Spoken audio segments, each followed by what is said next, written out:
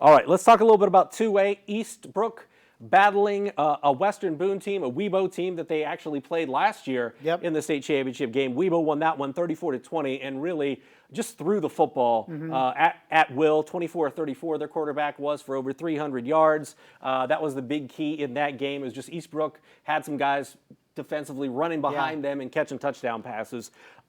What can they glean from that game that they can use this time around? Because the quarterback is the same. I believe Spencer Wright is back for another season. He's the guy that threw for over 300 yards last year. How do they contain that, knowing they don't get to see an offense like this very often, but they have seen this offense with this skill set and this set of guys for a second time and have a week to prepare for it? It helps because you saw it last year, and that was a back-and-forth game in the first half and into the third quarter before Webo put some scoring drives together and really hit him with big plays over the top. You look at an Eastbrook defense that is going to have to be able to play well deep, and maybe they just play a prevent because we saw them against Eastside really able to give up a lot underneath in the passing game to Laban Davis, but really weren't beat deep. So they take that same approach, keep everything in front of them, don't give up big plays, and also play ball control. We know how Eastbrook loves to run their read option game or their zone read and all that stuff, and the wing tee, all that stuff. Everybody knows what they're going to run, but nobody can really stop it. So it's a repeat of last year. I think in Eastbrook, shore up defensively, not allow those big plays. I think they got a shot. See, that's the thing with Jeff Adamson's been around a while. I think it's his 31st season. He's been around a minute at Eastbrook. You can check out Eastbrook as our team of the week, the Ops team of the week. How about that? At 6 o'clock on Tuesday night. But when you take a look at what Eastbrook does, you don't want to. At this point, you don't want to change too much. But Webo's just such a different You don't see teams that can throw into a like they can and execute like they can in the passing game. So how much do you have to play against, let's do what we do and try to do it as well as we can, versus we really have to schematically change what we do to stop Webo? I think based on what happened last year, you have to change what you do because you saw what happened. You played your game and you still got beat deep, right? So you're going to have to play those safeties a little bit deeper than you usually would, or you're going to have to maybe bring more pressure than you usually would because you need to try to rattle their quarterback that picked you apart last year.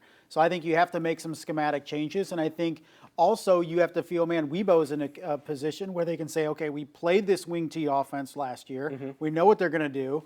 And now we can kind of stunt against it a little better than maybe we did a year ago. So I think both teams feel like they can take some things out of last year's matchup. We'll see if Eastbrook can close the gap. That's kind of also the point I was going to try to make on the offensive side of the football is Webo knows what you're going to do offensively. It's not a secret. Eastbrook has rushed for over 4,400 yards this season and passed for just over 500. I mean, they're going to run the football. They're going to run the football. So if you're Jeff Adamson, do you start to throw some wrinkles in? Do you change up? Do you throw it a little bit more? It seems like just in the highlights that we've gotten the last couple of weeks at Eastbrook, when they throw it, it's effective. It's like a big play because they're not expecting it.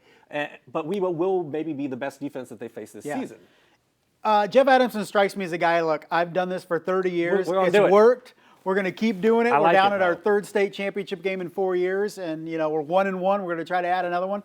So I think he sticks with what he does. Maybe add some little wrinkles within the wing tee. Maybe show some different looks. Maybe some fakes and counters that they haven't shown very much. But I think by and large the system doesn't change.